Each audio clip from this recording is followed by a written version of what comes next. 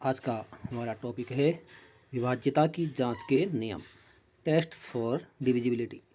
तो जैसे यदि हमारे पास कोई संख्या है 9 8 6 5 4 3 2, यह संख्या किन किन संख्याओं से विभाजित होगी, अर्थात इस संख्या में किन किन संख्याओं का भाग जाएगा, 2 का जाएगा, 3 का, 4 5 6। तो इसकी जांच करने हेतु कुछ नियम हैं जिन्हें हम कहते हैं विभाज्यता की जांच के नियम। तो नियम इस प्रकार हैं। पहला नियम है 2 से विभाज्यता। तो ये पहला नियम है, यदि किसी संख्या का इकाई का अंक 2 से विभाज्य हो तो वो संख्या 2 से विभाज्य होगी। तो यदि कोई संख्या, जैसे हमारे पास ये संख्या है, यदि इस संख्या का इकाई का अंक, इसमें इकाई का अंक 2 है, ये 2 से विभाजित है, इसका मतलब इसमें 2 का भाग जा सकता है, तब यह पूरी संख्या भी 2 से विभाज्य होगी। ऐसी अगर कोई संख्या हमारे पास 8 9 6 5 4 3 4 7 8, क्या यह संख्या 2 से विभाजित हो सकती है? तो हम देख पा रहे हैं इस संख्या के इकाई का अंक 8 है, जो कि 2 से विभाज्य है। 2 का भाग में पूरा पूरा जाता है, 2 चक्को 8, इसलिए यह पूरी संख्या भी 2 से विभाज्य होगी। अब है दूसरा नियम 3 से विभाज्यता। यदि किसी संख्या के अंकों का योग 3 से विभाज्य हो तो वह संख्या 3 से विभाज्य होगी। अब यदि कोई संख्या हमारे पास, मान लेते हैं छोटी संख्या 123, यह संख्या 3 से विभाज्य है या नहीं, मतलब इस संख्या में 3 का भाग पूरा पूरा जाएगा या नहीं जाएगा, उसका हमारे पास नियम है। तो इसके लिए नियम है, किसी संख्या के अंकों का योग 3 से विभाज्य हो तो वो संख्या 3 से विभाज्य होगी। तो जैसे ये संख्या थी, इसके अंकों का योग 3 धन 2 धन 1 कितना आ जाएगा, 3 धन 2 धन 1, 3 2 5 और 1 6। अब यह 6 जो है 3 से विभाज्य है, इसका मतलब 6 में 3 का भाग पूरा पूरा जाता है, 3 2 जा 6, इसका मतलब यह संख्या भी 3 से विभाज्य होगी। ऐसी एक और संख्या देख लेते हैं हम, 990। ये जो 990 है, क्या यह 3 से विभाज्य है? क्या इसमें 3 का भाग पूरा पूरा जाता है? तो इसका चेक करने के लिए हम इसके अंकों का योग कर देंगे। तो इसके अंकों का योग हो जाएगा 9 धन 0, तो कितना आ जाएगा, 9 9 18 और 0 18। यदि अब हम चेक करते हैं कि 18 में 3 का भाग जाता है कि नहीं जाता है, तो 3 से अगर इसको डिवाइड करें, 3 छक 18 पूरा पूरा चले गया, इसका मतलब यह संख्या भी 3 से विभाज्य होगी। अगला नियम है 9 से विभाज्यता। यदि किसी संख्या के अंकों का योग 9 से विभाज्य हो तो वह संख्या 9 से विभाज्य होगी। ये भी ठीक इसी प्रकार का हो गया। हम कोई भी संख्या लिख लेते हैं, पहले इसी को देखें, 990। 990 में अगर हम इसके अंकों का योग कर दें, 9 धन 0, तो कितना आ जाएगा, ये 18।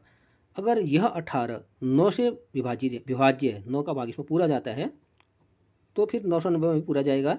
तो देखते हैं, 9 दूना 18, 9 2 जा 18, पूरा पूरा जा रहा है, इसका मतलब यह संख्या भी 9 से विभाज्य होगी।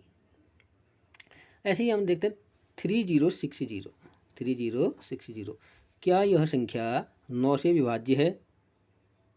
मतलब कि क्या इस संख्या में 9 का भाग पूरा पूरा जाता है? तो क्या करेंगे, इसके अंकों का योग कर देंगे। तो अंकों का योग हो जाएगा 3 + 0 + 6 + 0, कितना आ जाएगा, ये 6 3 9। अब 9 में 9 का भाग पूरा पूरा जाता है, 9 1 जा 9, इसका मतलब यह इस संख्या में भी 9 का भाग पूरा पूरा जाएगा। अगला नियम है 5 से विभाज्यता, डिविजिबिलिटी बाय 5। तो यदि किसी संख्या का इकाई का अंक 0 या 5 हो तो वह संख्या 5 से विभाज्य होगी। तो यह साधारण है, कोई भी संख्या हो हमारे पास 9 6 5 6 7 8 0, तो इस संख्या का इकाई का अंक 0 है तो यह 5 से विभाज्य होगी, इसमें 5 का भाग पूरा पूरा जाएगा। यदि इस संख्या के आगे 5 हो तब भी इस संख्या में 5 का भाग पूरा पूरा जाएगा। तो यह आसान है। अगला है 10 से विभाज्यता। यदि किसी संख्या का इकाई का अंक 0 हो तो वह संख्या 10 से विभाज्य होगी। तो कोई भी संख्या जिसके इकाई का अंक 0 होगा, तो जैसे यह है संख्या, इसमें इकाई का अंक 0, यह भी 10 से विभाज्य होगी। और कोई भी और संख्या लिख सकते हैं, जैसे ये संख्या थी, इसके आगे अगर 0 हो जाए तब यह 10 से विभाज्य होगी, इसके आगे भी अगर 0 हो तब ये भी संख्या 10 से विभाज्य होगी। अब है 11 से विभाज्यता। यदि किसी संख्या के विषम स्थानों पर उपस्थित अंकों का योग और सम स्थानों पर उपस्थित अंकों का योग और उन दोनों का अंतर 11 से विभाज्य हो तो वह संख्या 11 से विभाज्य होगी। तो इसके लिए हम देखते हैं एक उदाहरण। ये संख्या है, मान लेते हैं, पहले इसी को ले लेते हैं, 3060। 3060, इस संख्या में सम स्थान पर कौन कौन से अंक है, जैसे ये पहला स्थान 1, फिर ये 2, फिर 3, यह 4, तो यह विषम है, यह भी विषम है, यह सम, यह सम। पहले विषम स्थान पर 1 0 है, फिर दूसरे विषम पर 0 है, पहले सम पर 6, दूसरे सम पर 3। तो हम देखते हैं विषम स्थानों पर अंकों का योग। तो विषम स्थानों पर अंक, पहले अंक देख लेते हैं। विषम स्थानों पर कौन कौन से अंक हैं? एक तो है 0, 1 पर है क्योंकि एक विषम संख्या, दूसरा 3 0, तो पहले 0 धन दूसरा भी 0 है, तो ये भी 0 आ गया। अब सम स्थानों पर अंकों का योग, सम स्थानों पर अंकों का योग। अब सम स्थानों पर पहले अंक देखेंगे। तो पहले सम स्थान 2 पर अंक है 6, दूसरा अंक है 4 पर 3। अब इनका योग कर देंगे, का योग कर दिया तो 6 धन 3 कितना आ जाएगा? 9। अब इनका अंतर कर देंगे। तो विषम स्थानों पर अंकों का योग है 0, इसमें से घटा देते हैं 9, 0 - 9, तो ये तो आ जाएगा -9, या फिर ऐसे घटा दो 9 - 0 9। यदि यह जो योग आया है, ठीक, यह योग अगर 9 से 11 से विभाज्य है, तब यह संख्या भी 11 से विभाज्य होगी। हम देख पा रहे हैं 9 में 11 का भाग पूरा पूरा नहीं जाता है, इसका मतलब 30 60 में भी 11 का भाग पूरा पूरा नहीं जाएगा, अर्थात 3060 11 से विभाज्य नहीं है। दूसरी संख्या लिख देते हैं 990, जो हमने पहले भी देखी है 990। अब इस 990 में देखते हैं हम विषम स्थानों पर कौन कौन से अंक हैं। पहला स्थान विषम का 0, दूसरा स्थान विषम का 9, तो 0 धन 9 ये तो आ जाएगा 9। अब सम स्थानों पर अंक 2 है, ये दूसरे स्थान पर 9 है, तब ये भी आ गया 9। अब इन दोनों का अंतर कर देंगे, 9 ऋण 9 कितना आ जाएगा? 0।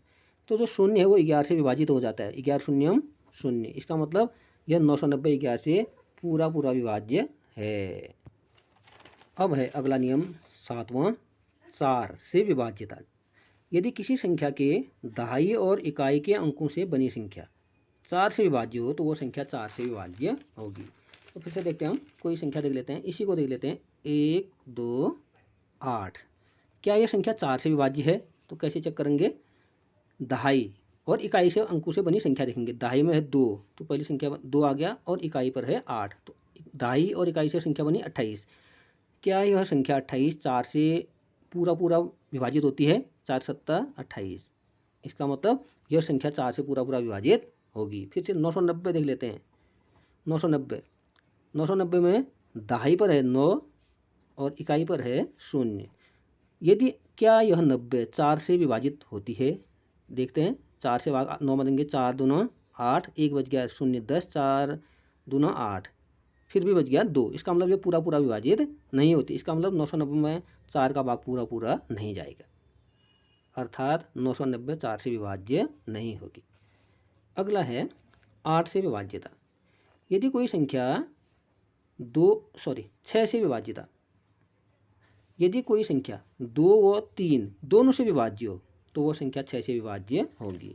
तो कोई भी संख्या है, जैसे 128 कोई ले लेते हैं, यदि यह संख्या 2 से विभाज्य है और 3 से भी विभाज्य है, तब यह 6 से भी विभाज्य होगी। तो चेक करते हैं 2 से विभाज्य के लिए। तो 2 के लिए हमने देखा था, यदि किसी संख्या का इकाई का अंक अगर 2 से विभाजित होता है, तो ये 8 है, ये 2 है, 2 से 8 पूरा पूरा विभाजित हो जाता है, इसका मतलब यह 2 से तो विभाज्य है।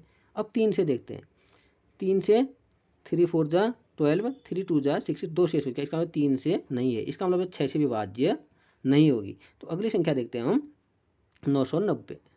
इसी को फिर से देख लिया हमने। 990 2 और 3 से विभाज्य है। 2 से देखें, क्योंकि इसका इकाई का अंक 0 है, जिसमें 2 का भाग पूरा पूरा जाता है, इसका मतलब यह 2 से विभाज्य है। अब 3 से देखते हैं। 3 से विभाज्यता के लिए क्या देखते हैं हम? अंकों का योग कर लेते हैं। 9 धन 9 18 धन 0 18, तो 18 आ गया। क्या इस 18 में इस 3 का भाग पूरा पूरा जाता है? जाता है, 3 6 18, तो इसमें भी 3 का भाग पूरा पूरा जाएगा। इसका मतलब इसमें 2 से भी का भी भाग पूरा जा रहा है, यह 2 से विभाज्य है, और 3 का भाग भी पूरा जा रहा है, यह 3 से भी विभाज्य है, इसका मतलब यह 6 से भी विभाज्य होगी। अगला नियम है 8 से विभाज्यता। यदि किसी संख्या के सैकड़े, दहाई और इकाई के अंकों से मिलकर बनी संख्या 8 से विभाज्य हो, तो वह संख्या 8 से विभाज्य होगी। तो एक संख्या देख लेते हैं हम। संख्या है 2 8 5 6। तो हमसे कहा गया कि सैकड़े में है 8, तो 8 आ गया, दहाई में है 5 5 और इकाई में है 6 6। यदि यह संख्या 8 से विभाज्य होगी तब यह पूरी संख्या भी 8 से विभाज्य होगी। तो देखते हैं इसको। तो इसमें देखें 8 का भाग 8 में 8 एकम 8, फिर 5 में नहीं जाता तो लब्धि में 0, फिर 5 56 हो जाएगा, 8 7 56, पूरा पूरा चले गया है। तो इसका मतलब यह संख्या भी 8 से पूरी विभाजित होगी, अर्थात 2856 8 से विभाज्य है। ये 8 से विभाज्यता का नियम है। फिर है 25 से विभाज्यता। यदि किसी संख्या के दहाई व इकाई के अंकों से मिलकर बनी संख्या 25 से विभाज्य हो तो वह संख्या 25 से विभाज्य होगी। तो चाहे कैसी भी संख्या हो, पीछे से कितने अंक हो, अगर उसका 8 9 7 6 2 5 अगर ऐसी संख्या है तो हम इसमें देख रहे हैं दहाई पर है 2, इकाई पर है 5, दहाई और इकाई से मिलकर बनी 25। क्या इस 25 में 25 का भाग जाता है? जाता है। 25 से 25, इसका मतलब इस पूरी संख्या में 25 का भाग जाएगा, अर्थात ये जो संख्या है यह 25 से विभाज्य होगी। तो ऐसी और भी संख्या हो सकती है इसके आगे, यदि ऐसी 8 9 6 5 3 5 0, क्या यह संख्या 25 से विभाज्य है? तो क्या करेंगे, इसके दहाई का अंक देखेंगे 5 और इकाई का 0। यदि यह 25 से विभाजित है तो यह संख्या भी 25 से विभाजित होगी। तो 25 दूना 50, पूरा विभाजित होगी, इसका यह संख्या भी 25 से विभाजित होगी। तो ये थे विभाज्यता के नियम। अगर हम किसी एक संख्या पर अगर इनको देखें तो मान लेते हैं संख्या है हमारे पास 3060, तो ये संख्या क्या 2 से विभाजित होती है या नहीं? 3 से, 4 से, 5 से, 6 8 9 10 11 25 इनसे विभाजित होती है नहीं? कैसे चेक करेंगे? 2 से विभाजिता के लिए क्या करेंगे, इकाई का अंक देखेंगे। इकाई के अंक में अगर 2 का भाग जाता है तो 2 से विभाजित हो जाएगी। यहाँ पर हम देख रहे हैं 0 है तो 2 शून्यम 0, इसका मतलब 2 से विभाजित होगी। अब 3 से देखते हैं। 3 से विभाजित के लिए क्या करते हैं, हम इसके अंकों को जोड़ देते हैं। 3 में 0 जोड़ा 3, धन 6 9 में 0 जोड़ गया 9, तो 9 आ गया। क्या 9 3 से विभाजित है? हाँ, तो इसका मतलब यह भी 3 से विभाजित हो जाएगा। अब 4 से विभाजित है। 4 से विभाजित के लिए क्या देखते हैं हम, दहाई का अंक देखते हैं 6 है और इकाई का अंक देखते हैं 0। अगर यह 60 4 से विभाजित होता है तब यह संख्या भी 4 से विभाज्य होगी। तो देखते हैं हम 4 का भाग 60 में जाता है, 15 चक्को 60, तो इसका मतलब 4 से भी यह विभाजित है। अब 5 से विभाजिता का नियम 5 से विभाजिता के लिए है कि यदि इकाई का अंक 0 या 5 हो तो यहाँ पर हम देख रहे हैं 0 इकाई का अंक, तो 5 से भी यह विभाजित होगा। अब 6 से विभाजिता, 6 से विभाजिता के लिए हम क्या करते हैं, जो संख्या 2 से भी विभाजित होती है 3 से भी विभाजित होती है वो 6 से भी विभाजित होगी, क्योंकि ये 2 से भी विभाज्य है और 3 से भी विभाज्य। अब 8 से, 8 के लिए क्या करते हैं हम, 8 के लिए सैकड़ा, दहाई और इकाई से बनी संख्या देखते हैं। सैकड़े पर तो 0 है तो 0 हो गया, दहाई पर 6 है और यह 0 इकाई पर, तो क्या यह 8 से विभाजित होती है? तो 8 के पहाड़े में 60 नहीं आता है, इसका मतलब 8 से विभाज्य नहीं है। अब 9 से देखते हैं। 9 से विभाजिता लेके क्या करते हैं हम, सारे अंकों को जोड़ देते हैं। तो इसको जोड़ा हमने 6 3 9, 9 आ गया। यदि 9 से 9 विभाज्य है, 9 एकम 9, तो यह 9 से विभाज्य है। अब 10 से विभाजिता, 10 से विभाजिता के लिए यदि इकाई का अंक 0 हो तो इकाई का अंक यहाँ पर 0 है तो 10 से विभाज्य होगी। अब 11 से विभाजिता, 11 से विभाजिता के लिए क्या किया जाता है, विषम स्थानों पर अंकों का योग और सम स्थानों पर अंकों का योग किया जाता है। तो विषम स्थानों पर अंक है 0 और 0, 1 पर है और यह 2 3 पर है, यह 1 पर हो गया, ये 3 पर, तो दोनों 0 हैं, इनका योग कर देंगे तो क्या आ जाएगा 0। अब सम पर देखते हैं। सम पर एक तो 6 और दूसरा 3 है, तो दोनों को जोड़ देते तो 9 आ गया। अब इनका अंतर करें तो 6 में 3 जोड़ा तो 9, 9 में से 0 घटा दिया 9। अब क्या इस 9 में 11 का भाग जाता है? नहीं जाता है, तो इसका मतलब इसमें भी नहीं जाएगा। अब 25 से विभाजिता, तो 25 के लिए क्या होना चाहिए, दहाई और इकाई के अंक में 25 का भाग जाना चाहिए, तो इसमें यह भाग नहीं जाएगा, इसका मतलब 25 से भी अविभाज्य नहीं है।